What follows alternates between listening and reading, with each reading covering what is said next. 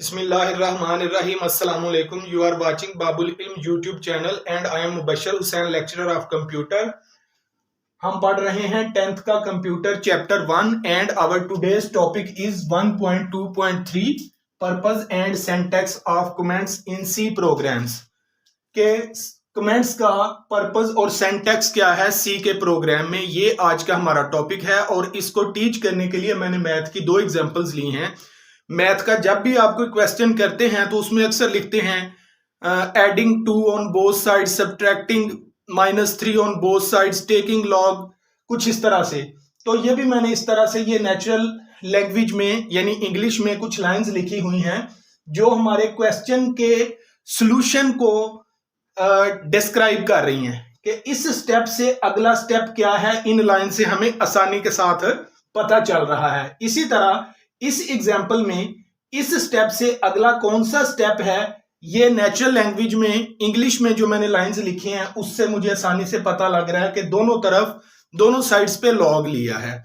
तो जो आपके कमेंट्स हैं वो भी बिल्कुल इन लाइंस की तरह नेचुरल लैंग्वेज में लिखी गई स्टेटमेंट्स होती हैं सी के प्रोग्राम में, और ये कंपाइलर इनको एग्जीक्यूट नहीं करता।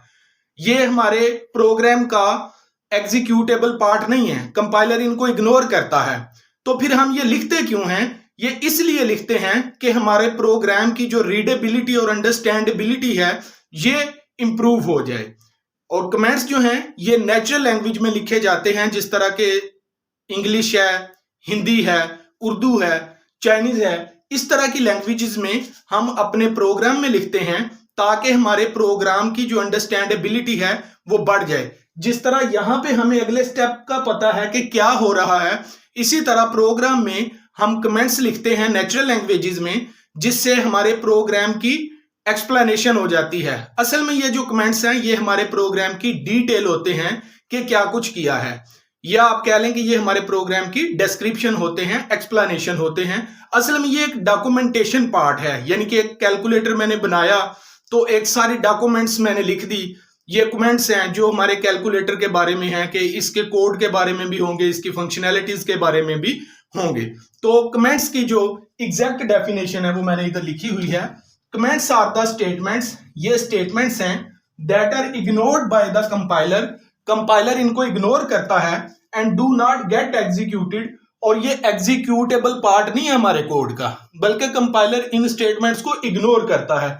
इनको प्रोग्राम में लिखें या ना लिखें, प्रोग्राम की एग्जीक्यूशन में कोई फर्क नहीं पड़ता। इनका सिर्फ यह फर्क पड़ता है जो आगे लिखा हुआ है, टू इंक्लूड एडिशनल इंफॉर्मेशन, ये अजाफी मालूमात है, एडिशनल इंफॉर्मेशन है अबाउट द प्रोग्राम की। तो कमेंट्स कैन बी यूज, यानी प्रोग्राम की एडिशनल इंफॉर्मेशन के लिए हम कमेंट्स यूज करते हैं। तो उम्मीद करता हूं आपको कमेंट्स का पता चल गया होगा, लेकिन फिर भी एक दफा मैं ब्रीफली आपको बयान कर देता हूं कि जो कमेंट्स हैं वो नेचुरल लैंग्वेज जिस तरह के इंग्लिश है, उर्दू है, इसमें लिखी गई स्टेटमेंट्स होती हैं जो हमारे प्रोग्राम की डिटेल होती हैं, जो हमारे प्रोग्राम की डिस्क्रिप्शन होती हैं, जो हमारे प्रोग्राम को वाज़ेह कर रही होती हैं कि क्या हो रहा है, लॉजिक क्या है प्रोग्राम की। अब इसका जरा पर्पस देखते हैं।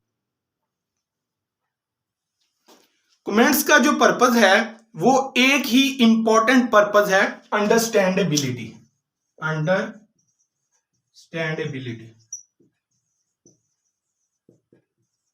इससे क्या मुराद है? इससे यह मुराद है कि एक दूसरा प्रोग्रामर है जो आपके प्रोग्राम को समझना चाहता है, तो कमेंट्स उसकी हेल्प करते हैं कि वो हमारे प्रोग्राम को समझ सके, अंडरस्टैंड कर सके। तो यह हमारे प्रोग्राम की अंडरस्टैंडेबिलिटी को इंक्रीज कर देता है।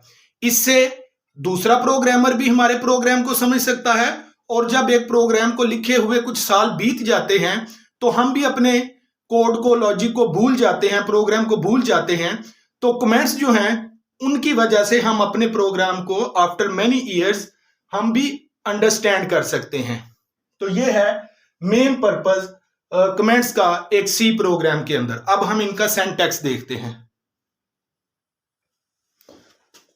सिंटैक्स ऑफ राइटिंग कमेंट्स, तो 2 टाइप्स हैं कमेंट्स की, एक है single line comments and second one is multi line comments. Single line comments जैसा कि नाम से ही जाहिर है कि एक लाइन पर आने वाला कमेंट्स, इसका जो सिंटैक्स है वो ये है कि एक सिंगल लाइन कमेंट्स के स्टार्ट में आपने डबल स्लैश डालनी है, डबल स्लैश, और आगे आप एक लाइन के ऊपर कमेंट लिखते हैं, दिस इज अ कमेंट। आप कुछ भी जो जरूरी हो, नेसेसरी हो, वो लिख सकते हैं। सेकंड है मल्टी लाइन कमेंट्स, नाम से ही जाहिर है एक से ज्यादा लाइंस पर आने वाला कमेंट्स। इसको लिखने के लिए इसका जो सिंटैक्स है वो ये है कि आप स्लैश डालते हैं, स्टैरिक, और कमेंट्स लिखते हैं या एक कमेंट लिखते हैं, दिस इज अ कमेंट।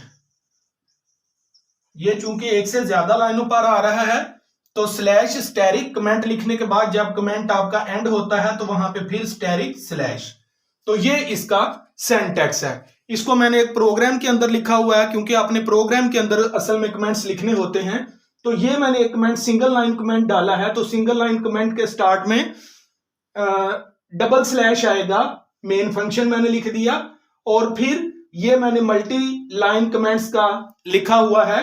तो इसका सिंटैक्स ये है कि मैंने एक से ज्यादा लाइनों पर कमेंट लिखा, printf function used to display hi, और इसके स्टार्ट में स्लैश स्टैरिक, और जब ये एंड होता है तो स्टैरिक स्लैश डाला। इस तरह आप मल्टी लाइन अगर हो तो इस तरह उसका सिंटैक्स है कि स्टार्ट पे ये और एंड पे ये, और अगर सिंगल लाइन पर कमेंट आता है तो स्टार्ट में डबल स्लैश डाल के एक लाइन में आप कमेंट लिख सकते हैं। तो यही आज का हमारा टॉपिक था। आपसे रिक्वेस्ट है कि अगर अभी तक हमारे चैनल को सब्सक्राइब नहीं किया तो चैनल को सब्सक्राइब कर दें, फ्रेंड्स में ज्यादा से ज्यादा हमारी वीडियो को शेयर किया करें, अगर वीडियो पसंद आए तो लाइक किया करें और कमेंट्स जरूर दिया करें, इससे हमारा कॉन्फिडेंस बिल्ड होता है। शुक्रिया।